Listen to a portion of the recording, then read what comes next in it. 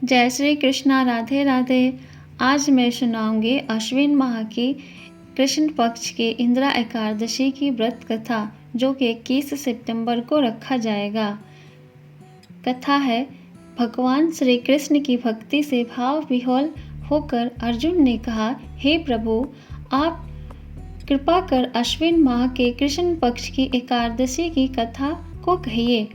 इस एकादशी का क्या नाम है तथा इसका व्रत करने से कौन सा फल मिलता है, कृपा कर विधान पूर्वक कहिए। भगवान श्री कृष्ण ने अर्जुन से कहा, हे धनुर्धर, अश्विन माह के कृष्ण पक्ष की एकादशी का नाम इंदिरा है। इस एकादशी का व्रत करने से सभी पाप नष्ट हो जाते हैं, नरक में गए हुए पितरों का उद्धार हो जाता है। हे अर्जुन, इस एकादशी की कथा के श्रवण मात्र से ही मनुष्य को अनंत फल की प्राप्ति होती है। मैं यह कथा सुनाता हूँ, तुम ध्यान पूर्वक श्रवण करो।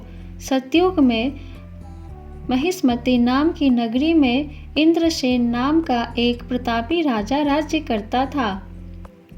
वह पुत्र पौत्र धन धान्य आदि से पूर्ण था। उसके शत्रु सदैव उससे भयभीत रहते थे। एक दिन राजा अपनी राज्य सभा में सुखपूर्वक बैठा था कि महर्षि नारद वहां आए। नारद जी को देखकर राजा आसन से उठा, प्रणाम करके उन्हें आदर सहित आसन दिया। तब महर्षि नारद ने कहा, हे राजन, आपके राज्य में सब कुशल से तो है। मैं आपकी धर्मपरायणता देखकर अत्यंत प्रसन्न हूँ। राजा ने कहा, हे देव ऋषि, आपकी कृपा से मेरे राज्य में सब कुशल पूर्वक है तथा आपकी कृपा से मेरे सभी यज्ञ कर्म आदि सफल हो गए हैं। हे महर्षि, अब आप कृपा कर यह बताएं कि आपका यहाँ आगमन किस प्रयोजन से हुआ है।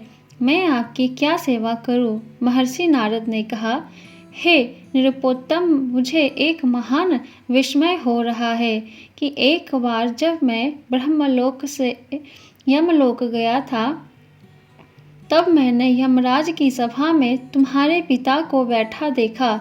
तुम्हारे पिता महान ज्ञानी, दानी तथा धर्मात्मा थे, मगर एकादशी के व्रत के बिगड़ जाने के कारण यह यमलोक को गए। तुम्हारे पिता ने तुम्हारे लिए एक संदेश भेजा है। राजा ने उत्सुकता से पूछा, क्या संदेश है महर्षि? कृपा कर यथाशीघ्र कहे। राजन, तुम्हारे पिता ने कहा है महर्षि, आप मेरे पुत्र इंद्रसेन, जो कि महिष्मति नगरी का राजा है, उसके पास जाकर एक संदेश देने की कृपा करें कि मेरे किसी पूर्व जन्म के बुरे कर्म के कारण ही मुझे यह लोक मिला है। यदि मेरा पुत्र अश्विन माह के कृष्ण पक्ष की इंदिरा एकादशी का व्रत करे और उस व्रत के फल को मुझे दे दे, तो मेरी मुक्ति हो जाएगी। मैं भी इस लोक से छूटकर स्वर्गलोक में वास करूं। इंद्रसेन को अपने पिता के यमलोक में पड़े होने की बात सुनकर महान दुख हुआ और उसने नारद से कहा, हे नारद जी, यह तो बड़े दुख का समाचार है कि मेरे पिता यमलोक में पड़े हैं। मैं उनकी मुक्ति का उपाय अवश्य करूंगा। आप मुझे इंदिरा एकादशी व्रत का विधान बताने की कृपा करें। नारद जी ने कहा, हे राजन, अश्विन माह के कृष्ण पक्ष की दशमी के दिन प्रातः काल श्रद्धा पूर्वक स्नान करना चाहिए। इसके उपरांत दोपहर को भी स्नान करना चाहिए। उस समय जल से निकलकर श्रद्धा पूर्वक पितरों का श्राद्ध करे और उस दिन एक समय भोजन करे और रात्रि को पृथ्वी पर शयन करे। इसके दूसरे दिन अर्थात एकादशी के दिन नित्य कर्मों से निवृत्त होकर स्नान आदि के उपरांत भक्ति पूर्वक व्रत को धारण करे और इस प्रकार संकल्प करे, मैं आज निराहार रहूंगा और सभी भोगों का त्याग कर दूंगा। इसके उपरांत अगले दिन भोजन करूंगा। हे ईश्वर, आप मेरी रक्षा करने वाले हैं। आप मेरे उपवास को संपूर्ण कराइए। इस प्रकार आचरण करके दोपहर को शालिग्राम जी की प्रतिमा को स्थापित करे और ब्राह्मण को बुलाकर भोजन कराए तथा दक्षिणा दे। भोजन का कुछ हिस्सा गाय को अवश्य दे और भगवान विष्णु का धूप नवेद आदि से पूजन करे तथा रात्रि को जागरण करे। तदुपरांत द्वादशी के दिन मौन रहकर बंधु बांधवों सहित भोजन करे। हे राजन, यह इंदिरा एकादशी के व्रत की विधि है। यदि तुम आलस्य त्याग कर इस एकादशी के व्रत को करोगे तो तुम्हारे पिता अवश्य ही स्वर्ग के अधिकारी बन जाएंगे। नारद जी राजा को सब विधान समझाकर आलोप हो गए।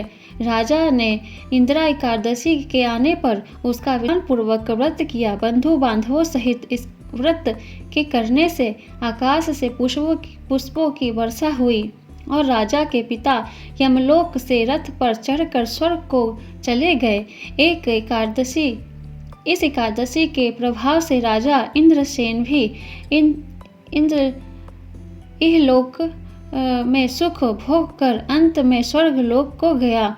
भगवान श्री कृष्ण ने कहा, हे सखा, यह मैंने तुम्हारे सामने इंदिरा एकादशी के महात्म्य का वर्णन किया है। इस कथा के पढ़ने व सुनने मात्र से ही सभी पापों का शमन हो जाता है और अंत में मनुष्य स्वर्ग लोक का अधिकारी बनता है।